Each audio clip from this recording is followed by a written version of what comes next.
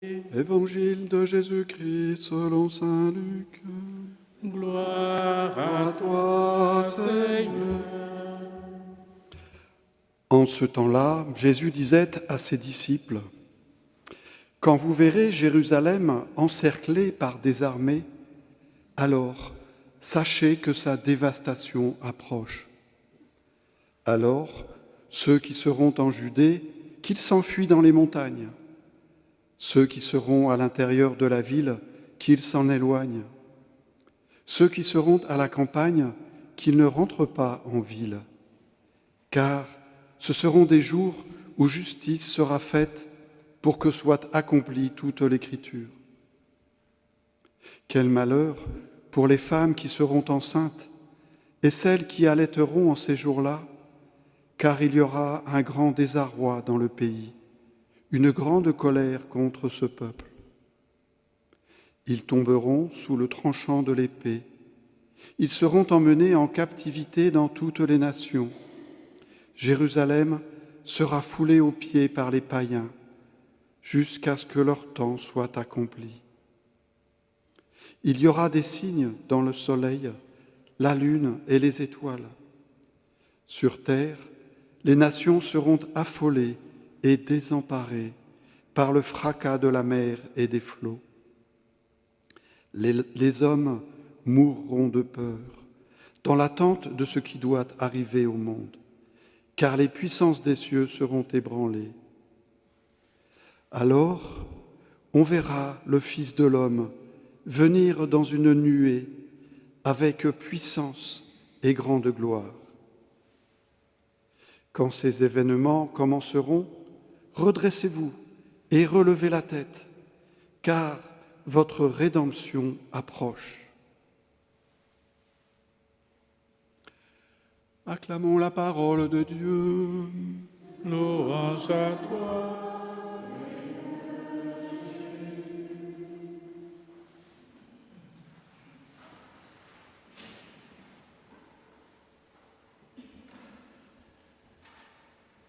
Chers amis, en écoutant cette page d'évangile, et même aussi la première lecture, je vous dis sincèrement, moi j'ai peur. J'ai peur. Je suis angoissé. Je suis dépassé par ce qu'on entend aujourd'hui. Mais le Seigneur est toujours là avec nous. Le Seigneur a fait la promesse d'être à nos côtés. Alors pourquoi avoir peur? Notre humanité, l'humanité de l'homme crie, j'ai peur, je suis angoissé. Mais la force de Dieu présente en chacun d'entre nous nous dit, n'aie pas peur, car le Seigneur est avec toi. Oui, chers frères et sœurs, nous les hommes, nous voulons que tout se passe bien pour nous. Nous aimons normalement, logiquement, les belles choses. La fête, se réjouir, manger, boire, danser, tout ce qui est beau. Mais attention les amis, la vie n'est pas seulement faite de belles choses. Il y a aussi la souffrance à côté. Il y a aussi la maladie à côté. Il y a aussi un peu de choses pour nous déstabiliser à côté. Et c'est ça qui fait aussi, malgré tout, la beauté de la vie. Le Seigneur nous interpelle. Et le Seigneur a toujours besoin de nous parler. Il respecte notre liberté de l'écouter ou pas. Mais dans son amour, il doit le faire. Parce que nous sommes ses enfants. Et vous, chers amis, chers frères et sœurs, vous êtes des parents, des grands-parents, des mères de famille. Et si vous voyez votre enfant qui ne fait pas de bonnes choses, c'est à vous qu'il revient la responsabilité d'attirer son attention. Le Seigneur nous parle. Il nous dit tout simplement, n'ayez pas peur. Cela va donner l'occasion à certains prophètes de malheur de dire, ouh, le monde est triste aujourd'hui. Qu'est-ce qui va se passer demain?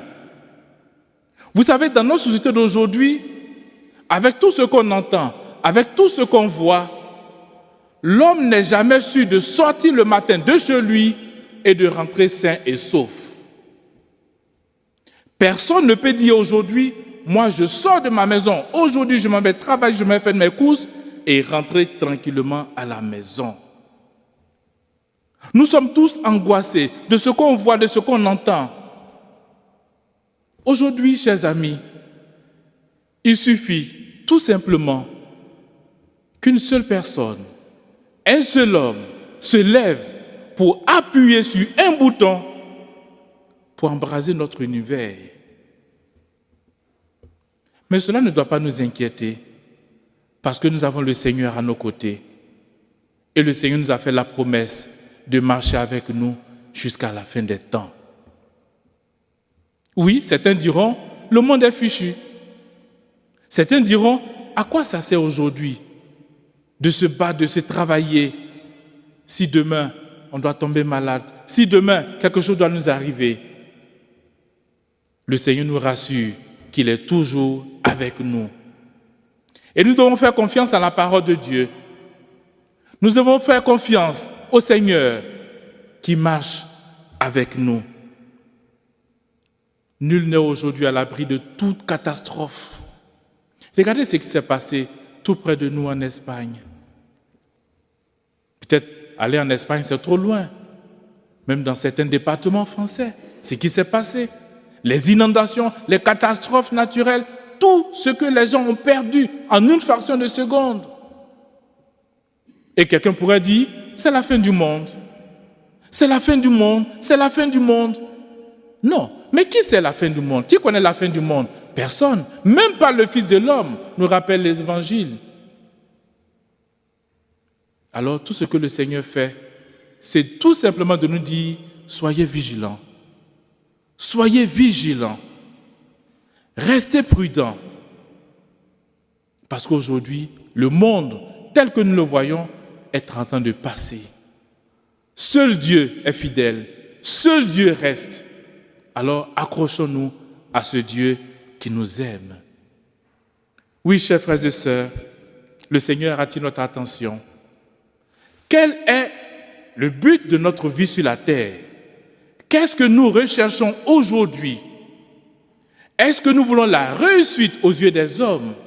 Construire, bâtir, emmagasiner? Est-ce que c'est le plus important dans notre vie? Ou tout simplement rechercher le salut de notre âme? Voilà la question à laquelle chacun de nous est appelé à se poser.